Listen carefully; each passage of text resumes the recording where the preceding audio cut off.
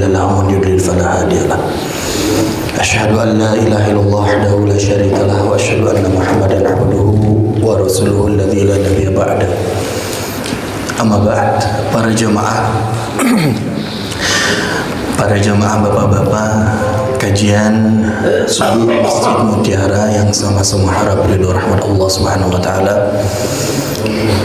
Marilah pada kesempatan kali ini kita mensyukuri kenikmatan yang telah Allah berikan kepada kita seluruhnya, yang kita rasakan ataupun yang kita tidak rasakan dan kita tidak sadari, kenikmatan yang muncul dan hadir karena doa dan permintaan, ataupun kenikmatan yang hadir tanpa apapun yang kita minta kepada Allah Subhanahu wa taala. Yang mudah-mudahan seluruh kenikmatan ini menjadi sebuah wasilah, menjadi sebuah jalan agar kita mampu dengan maksimal beribadah dan menggenapkan Allah dalam ketauhidan dalam sanubari kita. Salat serta salam mudah-mudahan tercurah limpah selamanya kepada Nabi yang kita cinta, Nabi Muhammad sallallahu alaihi wasallam, kepada seluruh keluarganya yang mulia, sahabatnya yang setia, dan mudah-mudahan kita pun berhak untuk mendapatkan syafaatul uzma nanti di yaumil hisab kelak. Para jemaah sekalian, sebelum kita masuk pada sesi inti kajian mengenai tafsir Al-Quran dan juga sesi yang sangat kita nanti akan hadir ini Pak, goreng pisang sama goreng bala-bala. Saya berikan sekarang, kasih bocoran biar bapak-bapak tuh semangat. Ya, jangan pulang dulu ya. Baik jemaah sekalian, kita akan mulai dengan pembacaan Asmaul Husna bersama-sama. Ya Allah, ya Rahman, ya Rahim, ya Malik, ya Quddus, ya Salam, ya Mu'min, ya Muhaimin, ya Aziz, ya Jabbar, ya Mutakabbir, ya Khaliq, ya Bari, ya Musawwir, ya Ghaffar, ya Qahhar, ya Wahhab, ya Razzaq, ya Fattah, ya Alim, ya Qabid, ya Basid, ya Khafid, ya Rafi', ya Mu'iz, ya Mudhil, ya Sami', ya Basir, ya Hakam, ya Adl, ya Latif, ya Khabir, ya Halim, ya Azim, ya Ghafur, ya Syakur, ya Ali, ya Kabir, ya Hafid, ya Muqit, ya Hasib, ya Jalil, ya Karim, ya Raqib, ya Mujib, ya Wasi', ya Hakim, ya Wadud, ya Majid, ya Ba'id, ya Syahid, ya Haqq, ya Wakil, ya Qawi, ya Matin, ya Wali, ya Hamid, ya Muhsi, ya Mubdi, ya Mu'id, ya Muhyi, ya Mumit, ya Hayyu, ya Qayyum, ya Wajid, ya Majid, ya Wahid, ya Ahad, ya Samad, ya Qadir, ya Muqtadir, ya Muqaddim, ya Muakhir, ya Awwal, ya Akhir, ya Zahir, ya Batin, ya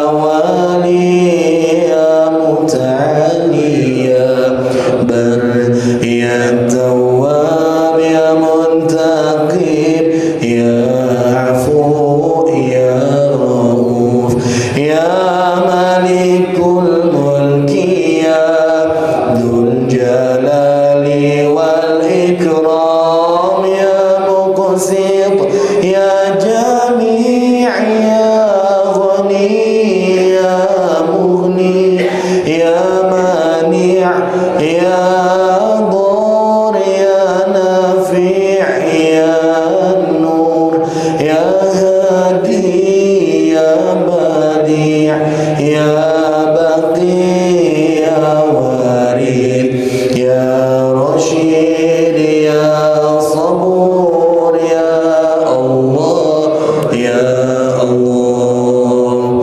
Sallallahu ala Muhammad sallallahu alaihi wasallam. Sallallahu ala Muhammad sallallahu alaihi wasallam. Anta syamsun anta badrun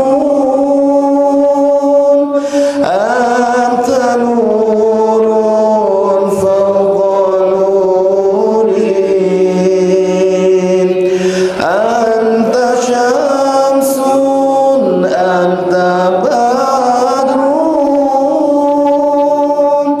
anta nurun fawqa nurin anta iksirun wa ghali anta mifbahus suduri. Sallallahu ala Muhammad sallallahu alaihi wasallam. Sallallahu ala Muhammad sallallahu alaihi wasallam. Ya habibi ya Muhammad ya arusal khafiqaini ya habibi ya Muhammad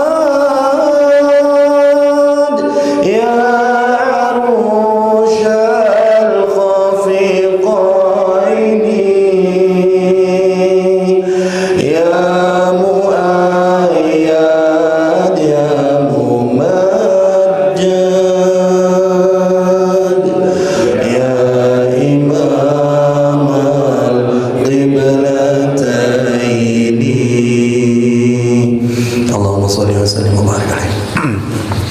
Baik jemaah sekalian, kita akan masuk pada kajian inti kita mengenai kajian tafsir surah Al-Asr ya.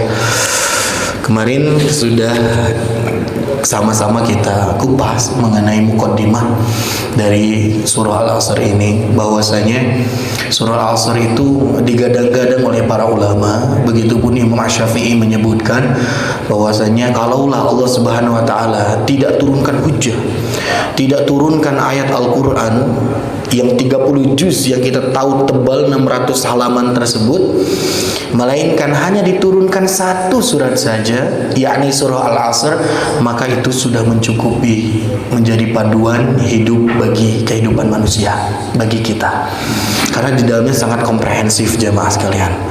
Nah, sekarang kita akan memasuki pada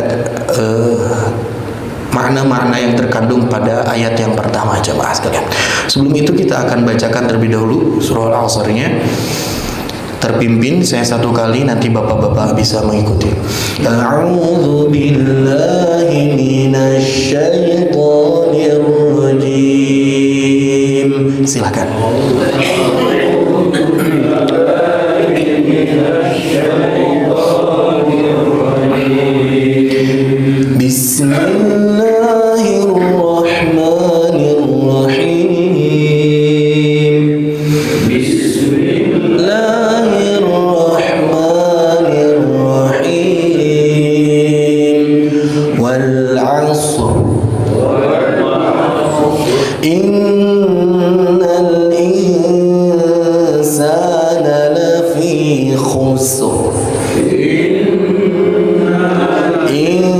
insana lafi khusr illa alladhina amanu wa 'amilus solihati wa tawasaw bil haqq illa alladhina amanu wa 'amilus solihati wa tawasaw bil haqq wa tawasaw bil haqqi wa tawasaw bis sabr tawasaw bil haqqi wa tawasaw bis sabr sadaqallahul azim.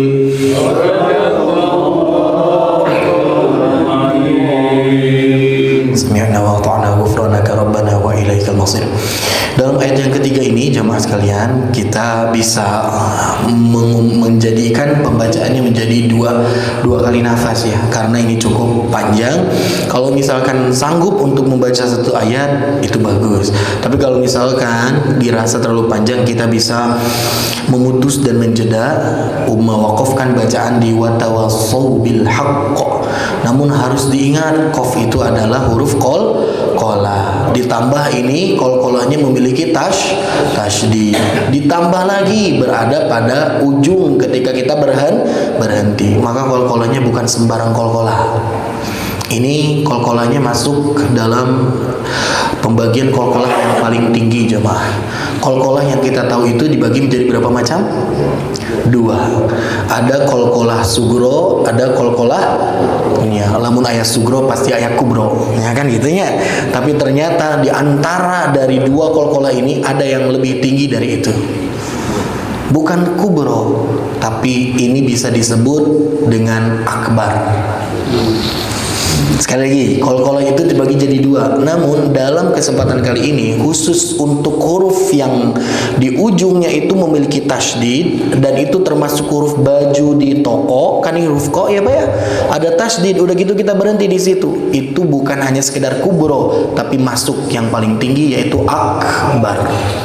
Kubro dan akbar itu lebih kuat akbar. Kalau akbar itu di ujung berhenti, ditambah ada tasydid. Kalau kubro di ujung saja, tidak bertasydid. Kalau sugro dia berada di tengah-tengah, tidak berhenti. Iya, makanya ini akbar harus ditekan bil haqq. Tekan heula baru dikeluarkan qalqalahnya. Tidak dibaca dengan sekonyong-konyong pantul bil haqq. Kurang eta teh. Bil haqq. Kirang harus tekan bil haqq. Nah, gitu. Iya. Tekan dulu baru dikeluarkan. Baik, seperti itu jemaah sekalian.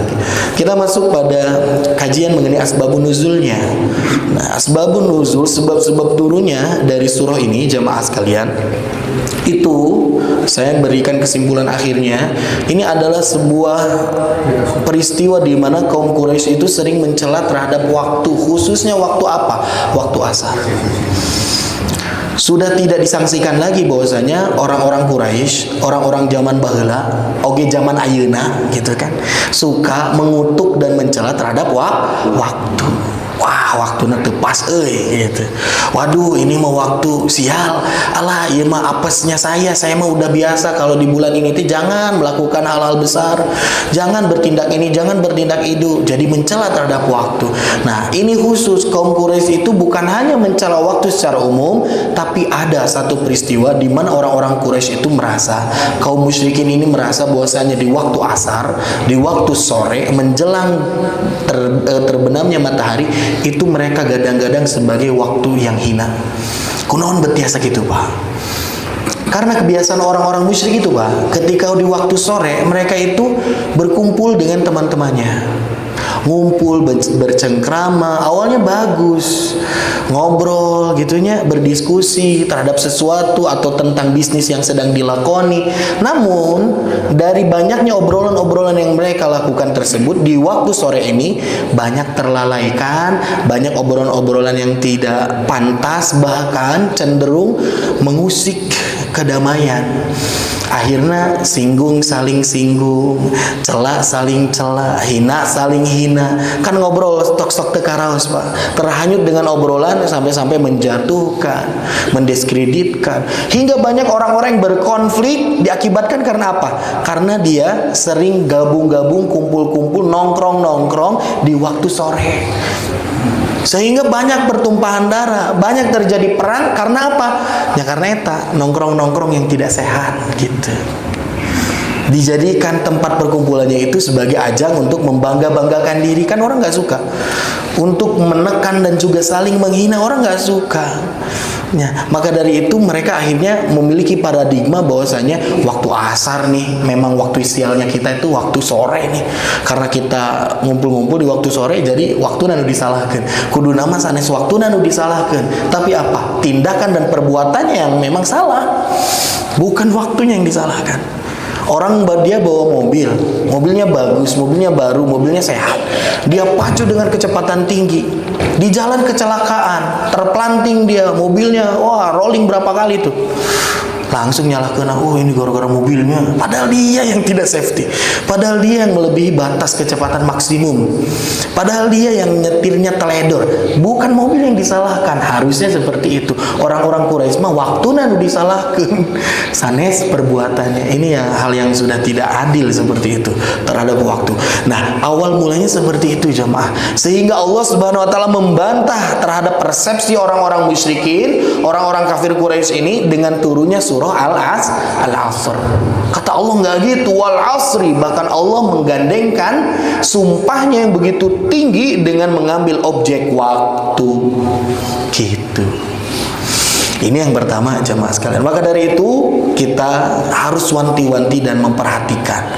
Sebagai adab sebagai seorang muslim, Rasulullah SAW mengajarkan dan mengingatkan kita itu jangan sekali-kali mencela terhadap waktu. Kata Nabi Muhammad SAW, la tasubbud dahra, jangan sekali-kali kalian mencela-cela waktu. Fa innallahu wad-dahru, karena sesungguhnya Allah lah yang memiliki waktu. Anu ngagaduhan waktu teh saha Allah. Ketika si waktunya dicemooh, dihina, dicela, maka sama saja dia mencela yang memberi dan memiliki waktu, yaitu Allah Subhanahu wa taala. Lalu misalkan ayah budak ya, alit ya, dicela, oh dasar hideung, dasar rumek, dasar teu pararugu pamenteuna misalkannya, berarti sama saja dia mencela terhadap siapa? Ibu bapaknya. Da budak mah kumaha kolotna kan gitu. Dasar pendek misalkannya, dasar bureute, dasar naon. Ini kita sebagai orang tua yang menyaksikan anak kita dihina, dicemooh, direndahkan seperti itu kan pasti tidak suka. Begitupun ketika kita tidak sadar ya, sudah menjadi hal yang biasa. Oh, ini karena jam segini memang gitu ya. Tanpa ada dasar logis itu nggak boleh jemaah sekalian. Nggak bisa kita mencela-cela waktu. Nah, anu lucu kumaha? Anu lucu tuh kemarin jemaah, hari Rabu itu saya izin pulang sebentar ya. Sebentar sih, 2 hari. Hari Rabu itu saya ke Indramayu. Ceritanya sepupu saya menikah di sana. Dan ternyata pas saya melewati sepanjang jalan udah masuk ke kampung daerah Losarang sana ya, Widasari namanya itu. Masuk ke dalamnya itu setiap per 100 meter mungkin barangkali ya, itu selalu ada orang-orang yang berkumpul. Harajatan ya teteh sadayana. Hari Rebo gitunya. Hal yang bagus nggak jadi masalah. Mereka menganggap bahwasanya itu waktu yang baik yang nggak jadi masalah. Tapi kalau misalkan ada orang ya yang menganggap bahwasanya hari ini jangan lakukan pernikahan hari ini mah hari sial, nggak bagus kalau misalkan menikahkan hari ini. Kalau mau pergi-pergian, kalau mau beli rumah, mau beli tanah, beli mobil, bahkan mau melakukan sesuatu yang dianggap besar itu jangan hari ini sial segala macam. Nah, ini adalah hal yang nggak bagus kayak gitu ya. Dihitung-hitung segala macam. Ya kita anggap saja seluruh waktu itu ya itu baik selama kita mengisinya dengan kebaikan. Hari Rabu kemarin banyak orang menikah, itu baik ya, nggak apa-apa. Ya. Bahkan yang jadi pertanyaan, kenapa nggak Sabtu atau Minggu gitu ya, di mana orang-orang itu pada libur gitu ya. Ketika orang-orang banyak waktu luangnya, tapi diambil waktu Rabu karena memang notabene-nya di sana banyaknya ya petani Pak. Satungtung deuleu kalau bahasa kitanya itu terhampar pertanian sawah yang begitu luas sekali dan seluruhnya sudah dibabat. Ternyata udah beres panen, mantakna seueur nikahkeun. Nyemutna kadinya leres teu sawios.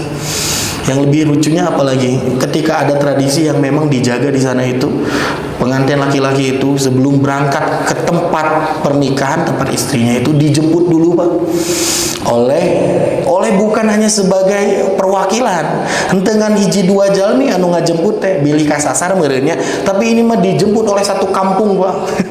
Jadi tadi itu teh wah ngalabring Pak dari perempuan itu nya kabayang Pak, misalkan jaraknya masih 5 kilo, kalau jaraknya sudah antar provinsi antar pulau, wah ini bahaya juga.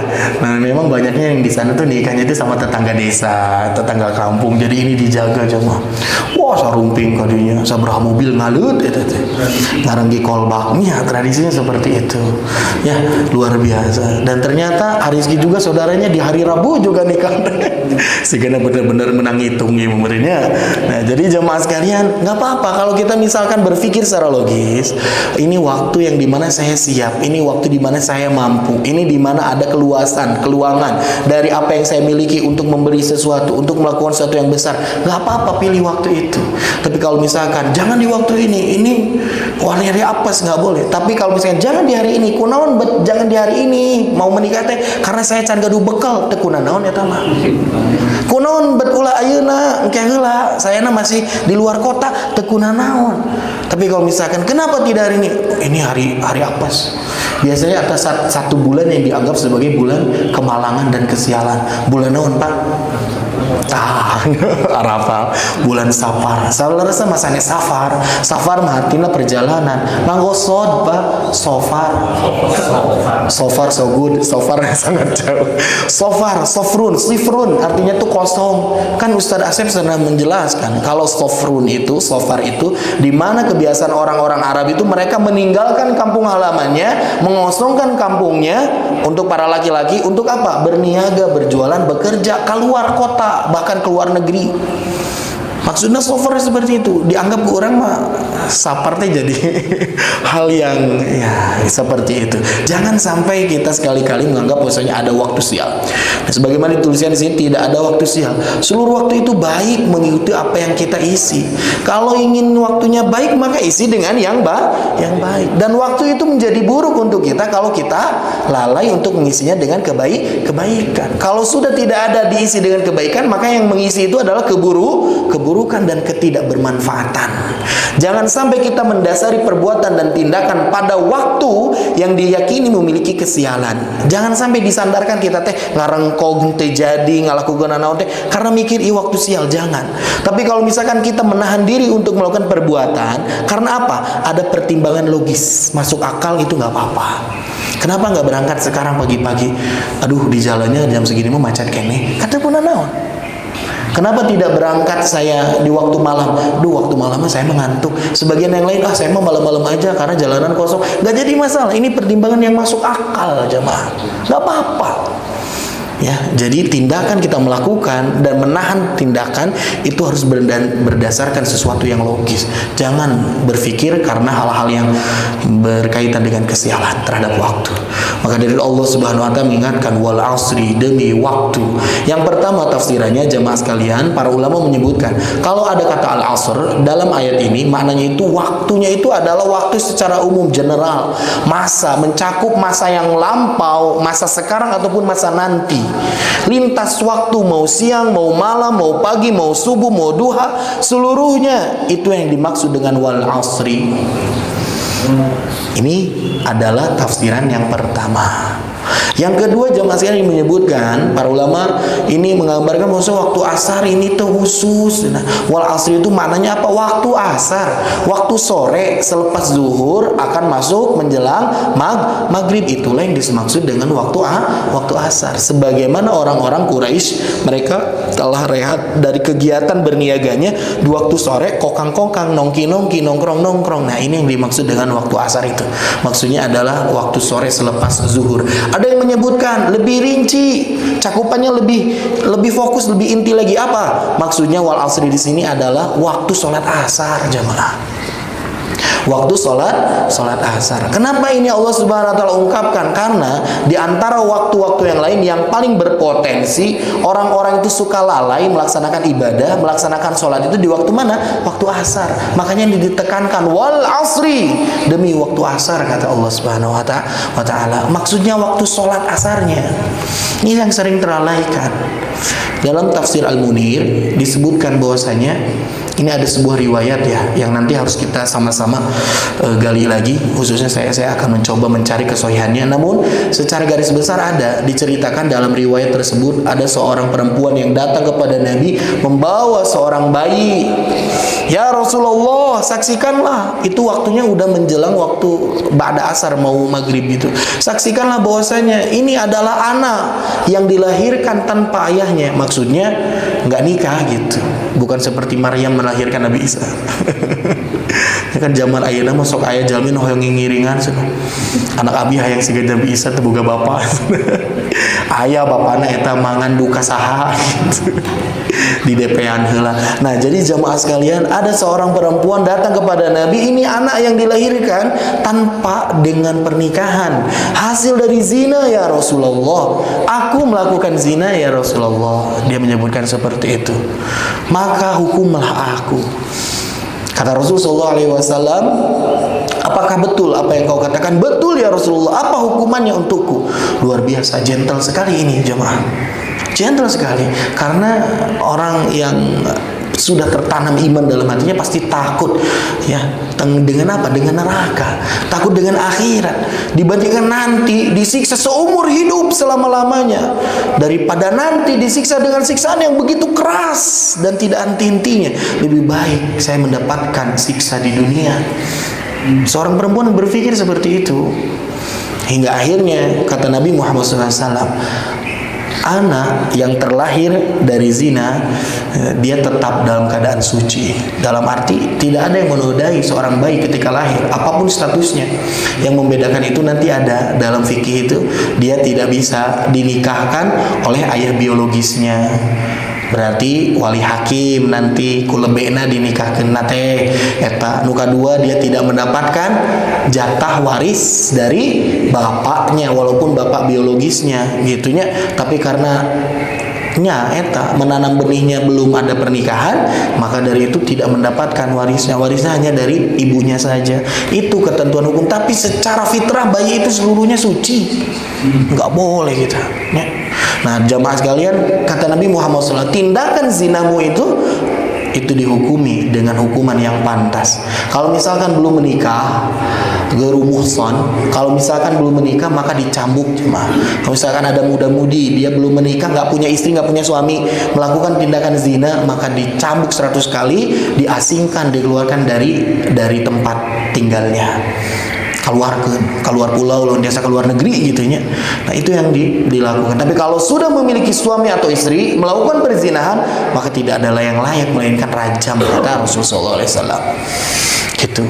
Dan kata Nabi ternyata nggak berhenti di situ, dilanjutkan, dan engkau tidak melaksanakan sholat asar.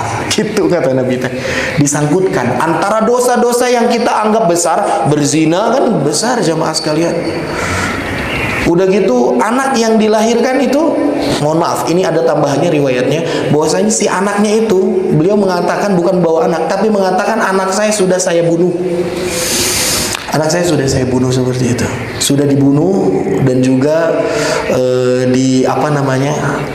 dimasukkan ke dalam cuka kalau nggak salah, wallahu alam, dalam hadisnya seperti itu. Makanya saya perlu gali lagi. Nah kata Nabi Muhammad SAW, kalau misalkan zina maka hukumannya ada, kalau misalkan membunuh maka hukumannya ya dibalas dengan dibunuhkan lagi, kata Nabi Muhammad SAW seperti itu. Dan engkau belum atau tidak melaksanakan sholat asar, digandengkan antara orang yang belum melaksanakan sholat asar dengan dosa-dosa yang besar seperti itu. Allah Subhanahu Wa Taala dalam persepsi Rasulullah SAW ini menggambarkan bahwa orang nggak sholat itu sama-sama dosa besar, bagaikan orang yang membunuh, bagaikan orang yang zina, sama-sama dosa besar.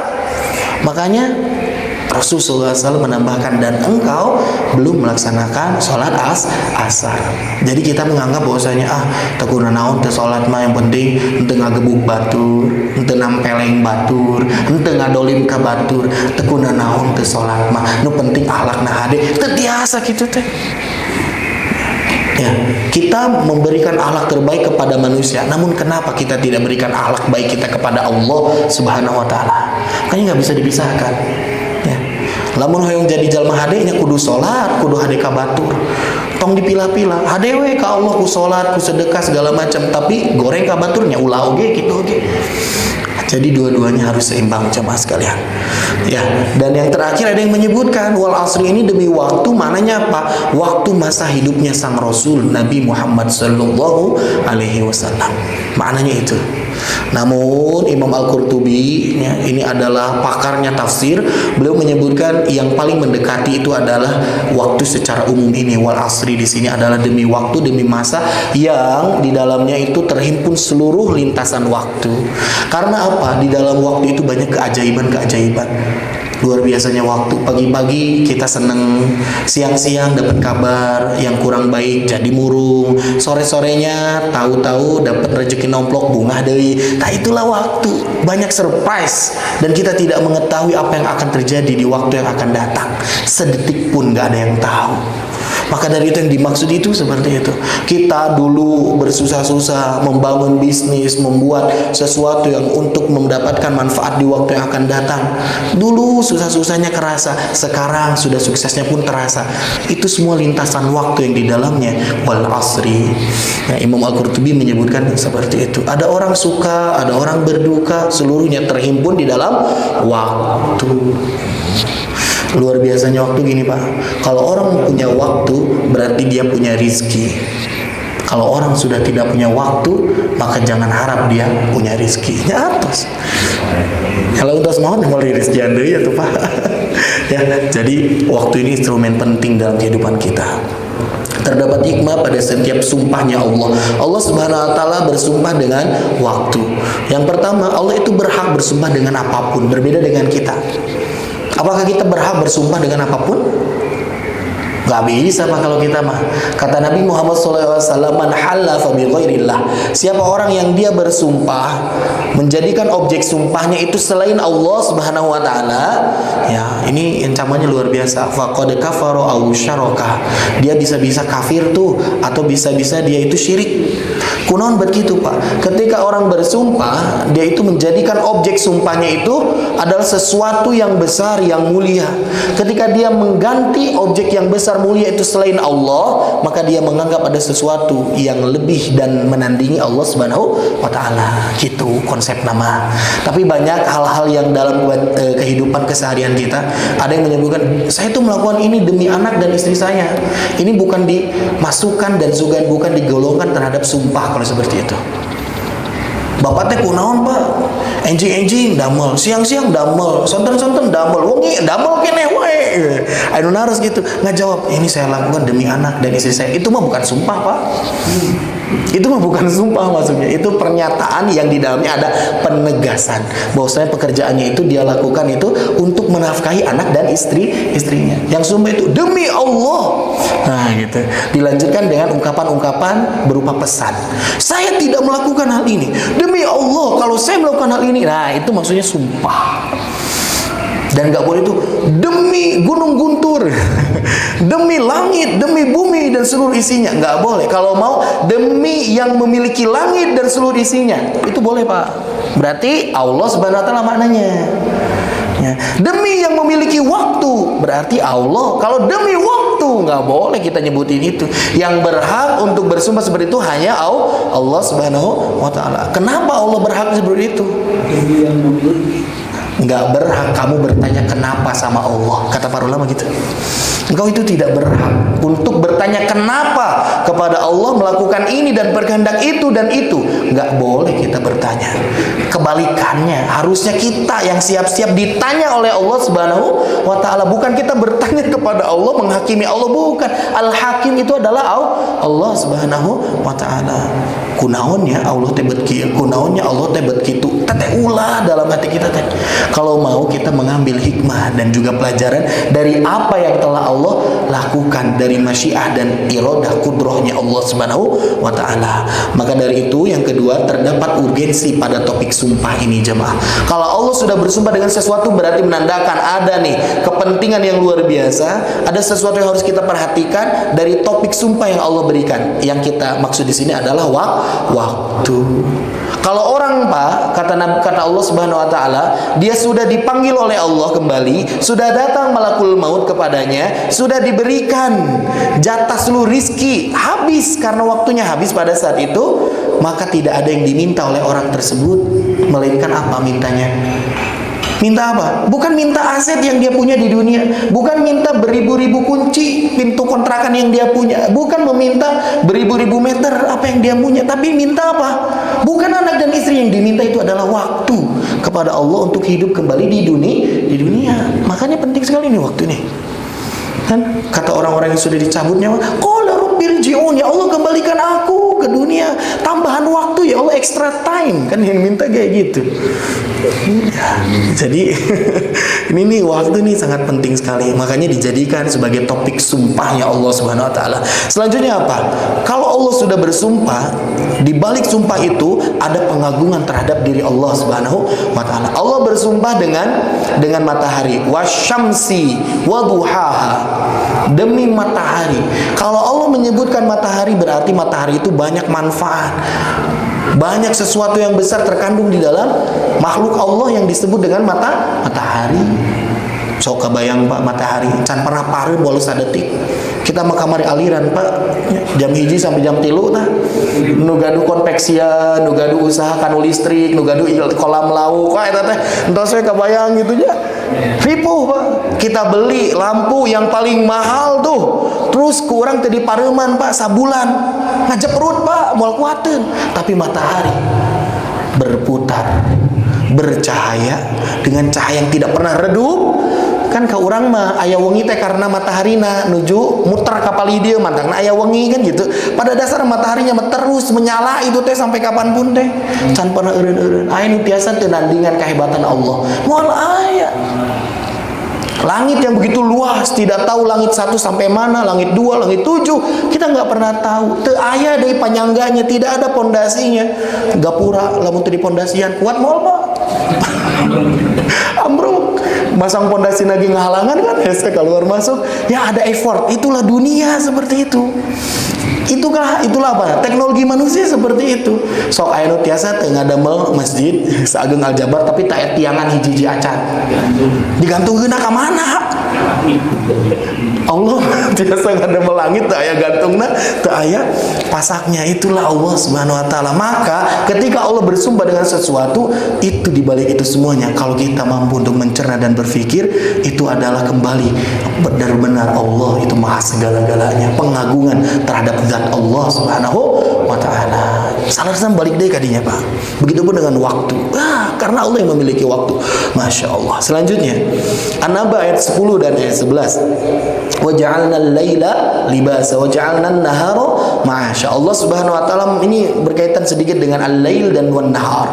Allah jadikan, kata Allah Subhanahu wa taala, waktu malam itu libasa, pakaian untukmu. Nah, waktu malam jadi pakaian Pak. Sebagaimana pakaian yang kita kenakan Pak. Coba di waktu subuh-subuh kita ke masjid tengah nganggo acuk buligir, tiris tuh Pak, tiris. Nyaman tuh Pak, ente nyaman. Ku ayana acuk, ku ayana anggoan kita nyaman, kita merasa tenang, terhindar dari sorotan orang lain, melihat aib dan juga melihat aurat kita, kan seperti itu.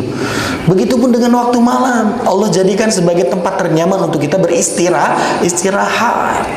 Waktu wengi Pak, mau tiasa dibeda-bedakan. Contoh misalkan Bapak, waktu malam kan gelap ya. Kita biasa tidur waktu malam itu gelap. Di waktu siang kita tutupi seluruh gorden rumah kita ditutupan. Saya jadi benar-benar seperti waktu malam. Bapak bobo karaos nikmatnya seperti orang yang tidur waktu malam tidak? Saya rasa tidak. Beda rasanya. Anu protes kumaha tuh da abdi mah satpam. Wengi-wengi itu tiasa kulem sedang ngajaga teu dasar pambia istirahat nanya tiasa gentosan ya, ada sipnya seperti itu. Karena diberikan istirahat di waktu malam oleh Allah itu fitrahnya seperti itu.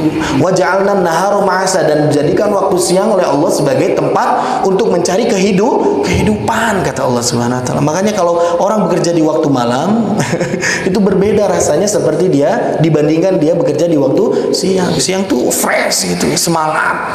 Ya, waktu malam aduh. Ya, gitulah jamaah karaosku orang sadayana. Ya, selanjutnya ini ada untayan kata dari Imam Ali bin Abi Thalib. Beliau menyebutkan, rizki yang tidak diperoleh hari ini, kita nggak dapat rizki di hari ini, kita masih bisa memiliki harapan dan ada kesempatan untuk kita dapatkan rizki itu di hari esok. Bahkan rizki yang lebih besar yang kita harapkan yang kita tidak dapat hari ini, misalkan kuduna kita promosi teh ayeuna menjadi seorang apa gitu, posisi apa, terus nggak dapat oleh kita, tunggu saatnya, masih bisa kita harapkan itu. Ada jabatan yang lebih indah, ada jabatan, ada posisi yang lebih baik yang Allah rencanakan untuk kita di hari esok. Kata Imam Ali bin Abi Thalib gitu. Kalau misalkan kita tidak hasil berjualan di hari ini, kuduna hitung-hitungan teh ayeuna teh kenging 100 juta, tapi itu hasil. Masih ada kesempatan, harapan kita dapat 2 miliar mungkin besok atau minggu depan. Tapi kalau misalkan sudah waktu yang terlalaikan, sudah waktu yang terlewatkan, maka tidak bisa kita ulang kembali. Kata Imam Ali bin Abi Thalib gitu. Tandanya apa? Kalau misalkan datang kesempatan waktu kepada kita, timingnya pas nih untuk kita melakukan sesuatu, maka kerjakan saat itu. Tong ditunda-tunda, gitu jamaah.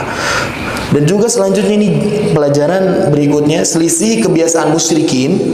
Orang-orang musyrik kan zaman dulu itu menjadikan waktu sore itu hanya sekadar untuk menghitung untung rugi. Mereka kerja dari pagi sampai siang, sore-sore udah pulang ke rumah. Udah gitu mereka hitung gimana nih hasil laba kita nih segala macam. Nggak apa-apa.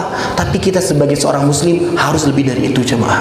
Yang dihitung untung rugi teh bukan hanya untuk kehidupan dunia, tapi untuk kehidupan akhirat kita.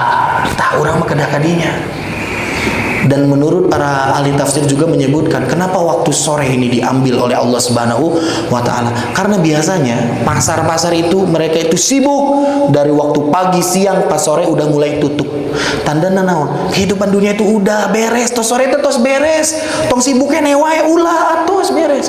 Sudah siap-siap nih untuk kehidupan akhirat yang akan menantimu dan hidupnya lebih panjang dan selamanya. Gitu. Dan yang terakhir jemaah sekalian, maksimalkan waktumu. Yang pertama, ini kita ambil dari beberapa resapan dari ayat Quran dan juga hadis-hadis Nabi Muhammad SAW. Kata Allah Subhanahu Wa Taala, "Fa idza faragta fansab." Apabila engkau telah selesai melakukan sesuatu, fansab, maka lakukanlah kegiatan selanjutnya. Isilah waktu, jangan sampai kita tuh nganggur jemaah sekalian. Kalau misalkan ada waktu yang nganggur, itu potensi setan untuk menggelincirkan kita dan juga mendorong kita melakukan keburukan itu lebih besar dibandingkan kita sedang sibuk. Oh, tapi saya mah sibuk kagorengan oge. Ya ulah. Maksud sibuk di sini isi waktu dengan hal yang positif. Ya, yang baik. Udah beres bekerja teh lanjut baca buku. Lanjut naon deui? Lanjut ngobrol dengan keluarga. Itu kan hal yang bermanfaat. Jangan dia menyendiri cicing we ku ulun gitu. Ya, kenapa ada tindakan kejahatan-kejahatan yang merajalela? Karena mereka banyak pengangguran jemaah sekalian. Kebanyakan orang mengogarong, ngabegal segala macam itu karena apa? Tuntutan, karena dia nggak bekerja, perlu pemasukan. Akhirnya mereka melakukan tindakan-tindakan yang tidak dibenarkan karena nganggur. Makanya salah satu hal yang bagus ya, memberikan dampak besar itu ya memberikan lahan pekerjaan. Luar biasa itu. Orang punya pekerjaan, punya penghasilan, anak-anak bisa tertutupi kebutuhannya, istri bisa ternafkahi, maka tidak akan ada ya tindakan-tindakan kejahatan itu.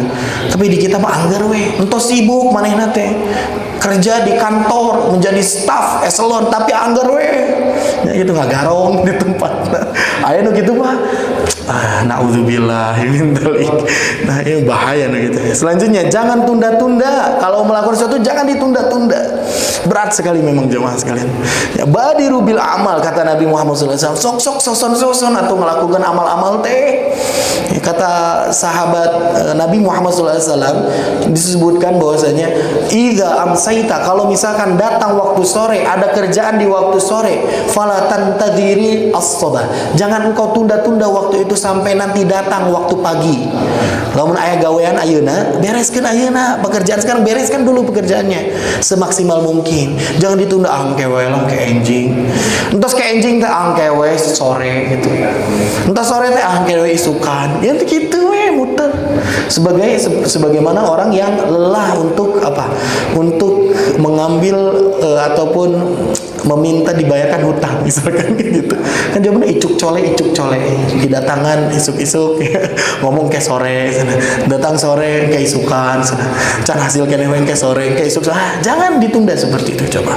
Badiru bil amal. Manfaatkan momen spesial dengan amalan khusus. Ini maknanya apa? Kalau kita punya momen-momen spesial dan dalam agama kita itu punya jemaah. Contohnya seperti misalkan kemarin waktu kurban dan penyembelihan hewan. Itu kan ada momennya. Maka kita ambil momen tersebut dengan amalan yang khusus. Amalan ketika kurban, ada idul kurban, idul adha, berarti kita siapkan apa? Kita siapkan untuk berkurban, beli hewannya, siapkan hewannya untuk dipotong. Bukan pada saat itu kita melakukan amalan yang lain. Contohnya gitu maksudnya. Kalau kita punya waktu syuruk sekarang, maka lakukan sholat pada momen spesial itu, sholat syuruk. Contohnya gitu. Walaupun misalkan kita bersedekah di waktu pagi, di waktu syuruk, nggak apa-apa, tapi ada momen spesial. Kalau datang Ramadan ada momen spesial, maka kita lakukan dengan amalan khusus, yaitu melaksanakan puasa dan juga sholat tarawih. Dan di luar Ramadan mantap tarawehan pak, ya kan ayeuna ge tara kan kita kan gitu. Nah maka kalau ada momen spesial ini kita lakukan, ambil dengan amal-amal khusus tersebut. Latih diri agar dapat melakukan berbagai kegiatan dalam satu waktu. Wah luar biasa ini, multi talent sekali. Satu waktu tapi ada dua kegiatan yang kita bisa laksanakan. Ini luar biasa. Kalau bisa kita mengatur waktu dengan sedemikian rupa sampai ada kegiatan-kegiatan yang bisa kita hybrid dalam satu waktu, itu luar biasa. Kumaha tuh sholat dari sedekah gitu tuh mungkin. Hal-hal yang lain di satu waktu ya, kita itu sedang belajar ataupun kita sedang mengajar, di satu waktu kita belajar, di satu waktu kita mendengarkan ceramah, di waktu itu pula kita berzikir dalam hati. Itu nggak apa-apa. Tong di satu waktu kita mendengar ceramah, di satu waktu kita ya nonton naon gitu. Nundutan mah wios, nundutan mah ya. Jadi kalau bisa melakukan hal seperti ini luar biasa ya. Selanjutnya apa? Raihlah keberkahan waktu dengan amal manfaat umat.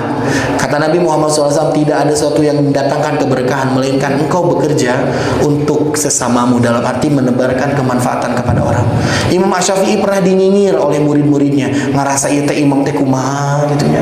Sor muridna teh kuduna mah di waktu malam teh dia teh tahajud, benar-benar minta sama Allah, dia berdoa dan bermunajat. Nah, malam-malam teh ngahuleng we cicing kieu nundutan sor murid-muridna teh gitu, berprasangka buruk. Ternyata Imam Syafi'i tahu desas-desus itu dan menyebutkan, satu malam yang aku lewatkan dari sholat malam itu telah aku rangkum 100 fatwa dalam hatiku. Jadi diamnya Imam Syafi'i itu sambil memikirkan mengenai beberapa permasalahan dan juga hal-hal yang bersifat keumatan. Kan ini adalah memberikan manfaat. Kalau umat tanya tentang masalah ini, seperti itu. Makanya kalau di waktu malam, Pak, biasanya saya bagi waktu untuk mutolaah, untuk belajar, untuk menyiapkan materi, dan juga waktu untuk sholat. Sholatnya nggak banyak-banyak. Kalau waktunya mepet, paling saya sholat malam cuma 3 rakaat. Tapi tong turutan unggal wengi ulah. Kalau bisa kita maksimalkan 11 rakaat ya alhamdulillah. Lebih dari itu ya silahkan. Tapi kalau misalkan ada kerjaan-kerjaan yang keumatan ini, bisa kita kita bisa satukan seperti itu. Ya, bahkan Imam Syafi'i menyebutkan seperti itu. Dan terakhir, pilih skala prioritas dengan bijak. Kalau ada wajib dan sunnah, dahulukan yang wajib. Ada yang sunnah dan mandub, yang mubah, dahulukan yang sunnah. Ada yang mubah dan juga makruh, maka dahulukan yang mubah. Ini skala prioritas dalam kehidupan kita aja, mas sekalian. Ya, ada seorang profesor, dia ngasih kuliah kepada para mahasiswanya, dia bawa satu toples. Saya itu udah kirim di di status WA saya, itu bagus tuh, menginspirasi. Satu toples dia isi pertama dengan bola golf, Pak. Bola golf sampai mau penuh. Setelah itu dia isi dan kedua dengan kerikil yang agak besar. Mulai lebih penuh lagi tapi masih ada ruang. Dan terakhir dia masukkan pasir dan seluruhnya tertutup dengan pas. Coba dibalik Pak, lalu diisian heula ayeuna ku pasir. Tok itu ku kerikil, tambahan ku bola golep, moal kaisian sadaya, moal cukup setoples itu.